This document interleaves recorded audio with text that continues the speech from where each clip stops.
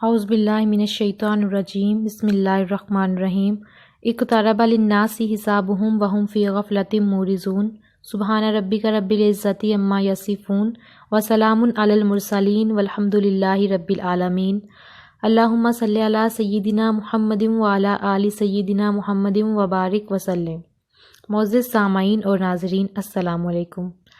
دوستو، انسان اس دنیا میں اللہ رب العزت کا نائب اور اللہ رب العزت کا خلیفہ بن کر آیا ہے۔ یہ دنیا ہمارے لیے امتحان گاہ ہے، یہ سیر گاہ نہیں، تماشا گاہ نہیں، قیام گاہ نہیں، بلکہ یہ امتحان گاہ ہے۔ افسوس کہ ہم نے اس کو چراگاہ بنا لیا ہے۔ مقصد زندگی اللہ کی بندگی اور مقصد حیات اللہ کی یاد ہے۔ آج زندگی کی ترتیب ایسی بن گئی ہے کہ ہر بندہ اپنی جنت سجانے میں لگا ہوا ہے۔ اللہ تعالیٰ نے تو ایمان والوں کے لیے آخرت میں جنت بنائی ہے، لیکن نفس انسانی اسی دنیا میں اپنی جنت بنانا چاہتا ہے کہ میرا گھر ایسا ہو، میری گاڑی ایسی ہو، میرا بزنس ایسا ہو، وغیرہ وغیرہ۔ آج ان تمام امور میں خوب سے خوب تر کی تلاش میں زندگی بسر ہو رہی ہے۔ گویا ہر بندہ اپنی پسند کی جنت بنانے میں لگا ہوا ہے، اور اسے یہ معلوم ہی نہیں کہ میں دنیا کی اس جنت کو جو بنانے میں لگا ہوا ہوں، یہ بھی ہمیشہ نہیں رہے گی، اور میں بھی اس میں ہمیشہ نہیں رہوں گا۔ بہت سے ایسے لوگ ہیں جن کے پاس خزانے تھے، انہوں نے اپنی من پسند زندگی گزارنے کے انتظامات کیے، لیکن بالآخر وہ اس دنیا سے چلے گئے۔ وہ اس بات کو بھول گئے کہ ہم تو راستے کے راہی ہیں، مسافر تھے۔ ہم نے اپنی منزل کی تیاری کرنے کی بجائے راستے میں اپنا وقت ضائع کیا۔ جس طرح کوئی عقلمند انسان پل کے اوپر اپنا گھر نہیں بناتا، اسی طرح کوئی بھی عقلمند انسان اس دنیا سے دل نہیں لگاتا۔ نبی کریم صلی اللہ علیہ وسلم نے ارشاد فرمایا، کن فی الدنیا کأنک غریب، تم دنیا میں ایسے رہو جیسے کوئی پردیسی رہتا ہے، یعنی کہ تم دنیا میں ایسے رہو جیسے کوئی راہ چلتا مسافر یا پردیسی رہتا ہو۔ تو اب بات کرتے ہیں علامات قیامت کے بارے میں۔ نبی کریم صلی اللہ علیہ وسلم نے قرب قیامت کی بہت سی علامات بتائی ہیں۔ ان میں سے آج بہت سی علامات پوری ہوتی ہوئی ہم اپنی آنکھوں سے دیکھتے ہیں۔ ایک حدیث مبارکہ میں نبی کریم صلی اللہ علیہ وسلم نے ارشاد فرمایا، جب مکہ مکرمہ کے پیٹ کو چیر کر راستے بنا دیے جائیں گے اور جب عمارتیں پہاڑوں کے برابر اونچی ہو جائیں گی تو تم قیامت کا انتظار کرنا۔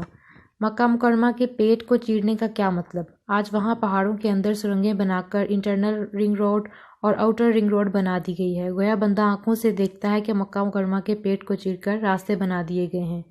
آگے فرمایا کہ جب عمارتیں پہاڑوں کے برابر اونچی ہو جائیں گی۔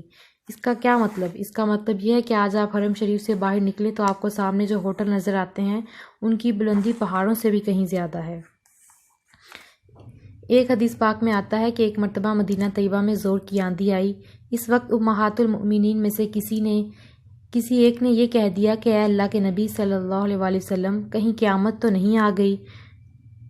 تو نبی کریم صلی اللہ علیہ وسلم لیٹے ہوئے تھے۔ آپ صلی اللہ علیہ وسلم اٹھ کر بیٹھ گئے اور ارشاد فرمایا، قیامت کیسے آ سکتی ہے؟ ابھی تک تو اہل عراق کا کھانا پینا بھی بند نہیں ہوا اور عرب کی سرزمین ابھی سرسبز نہیں ہوئی۔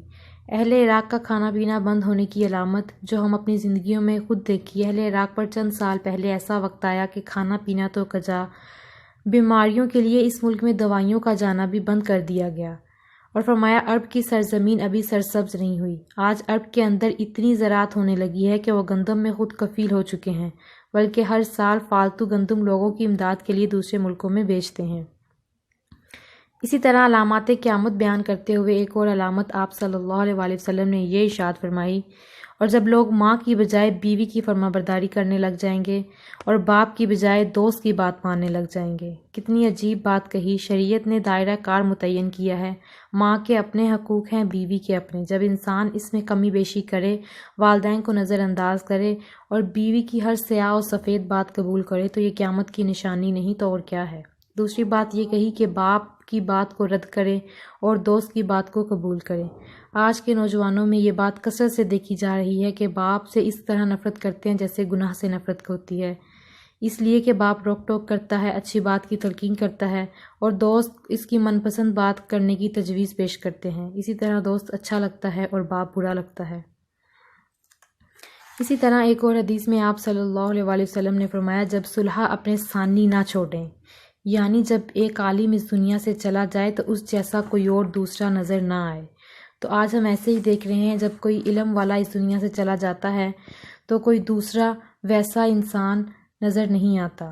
ایک اور حدیث میں ارشاد فرمایا، جب لوگ زکوٰۃ کو تاوان سمجھنا شروع کر دیں، یعنی جب لوگ زکوٰۃ جان بوجھ کر ادا نہ کریں اور اس کو ٹیکس اور تاوان سمجھنا شروع کر دیں، تب تم سمجھنا کہ قیامت قریب آ گئی ہے۔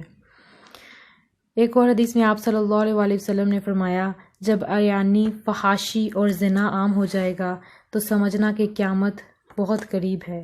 علامات قیامت میں زلزلوں کا آنا، سورج کو گرہن لگنا، یہ بھی شامل ہیں۔ اسی طرح ایک اور حدیث میں آپ صلی اللہ علیہ وسلم نے فرمایا، تیسری علامت یہ ہے، ام المؤمنین نے یہ ارشاد فرمایا کہ جب شراب، موسیقی عام ہو جائے تو تم زلزلوں کا انتظار کرنا۔ اسی طرح حضرت عبداللہ بن مسعود رضی اللہ تعالیٰ عنہ نے فرمایا کہ جب کسی قوم کے اندر سود اور زنا عام ہو جائے تو وہ اپنے آپ کو اللہ کے عذاب کے لیے پیش کر دیا کرتی ہیں۔ یہاں دو گناہوں کا تذکرہ ہے، ایک زنا کا گناہ اور دوسرا ربا کا۔ یہ زنا کا گناہ بھی عام ہے۔ ایک ہوتا ہے مبادیات زنا، یہ تو عام ہو چکا ہے، اس پہ انشاءاللہ ہم کسی اور ٹاپک میں بات کریں گے۔ زلزلوں کا آنا، پہلی امتوں کو بھی ان مصیبتوں کی سزا زلزلوں کی صورت میں دی گئی۔ جیسا کہ اہل مدین کے اندر اونچ نیچ تھی، وہ ناپ تول میں کمی کرتے تھے، تو اللہ تعالیٰ نے کہا فَأَخَذَتْهُمُ الرَّجْفَةُ، سو پکڑ لیا اس کو سخت زلزلے سے۔ حضرت موسیٰ علیہ السلام کے ساتھ 40 لوگ کوہ طور پر گئے، لیکن پھر انہوں نے بہانہ بازیاں شروع کر دیں کہ ہمیں کیا پتہ اللہ سے ہم کلامی ہوئی یا نہیں۔ تو اللہ تعالیٰ نے ارشاد فرمایا فَلَمَّا أَخَذَتْهُمُ الرَّجْفَةُ، قارون نے اللہ تعالیٰ کا حکم پورا کرنے میں کوتاہی کی، تو اللہ تعالیٰ فرماتے ہیں فَخَسَفْنَا بِهِ وَبِدَارِ الْأَرْضِ، ہم نے اس کو اور اس کے گھر کو زمین کے اندر دھسا دیا۔ تو زلزلوں کا آنا پہلی امتوں سے بھی ثابت ہے۔ آپ یہ مت سوچیں کہ زمین کے اس حصے میں تو زلزلے نہیں آتے۔ جب شرعی وجوہات ہوتی ہیں تو زمین کے کسی بھی ٹکڑے کو اللہ تعالیٰ ہلا سکتے ہیں۔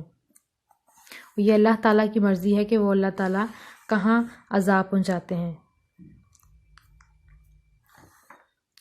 تو یہ تھی آج کی ویڈیو۔ میں امید کرتی ہوں کہ میری ویڈیو آپ کو اچھی لگی ہوگی۔ اگر اچھی لگی ہے تو اس کو لائک کریں، اپنے دوستوں کے ساتھ شیئر کریں اور میرے چینل کو سبسکرائب کریں تاکہ ہر نئی آنے والی ویڈیو کا نوٹیفیکیشن آپ کو مل سکے۔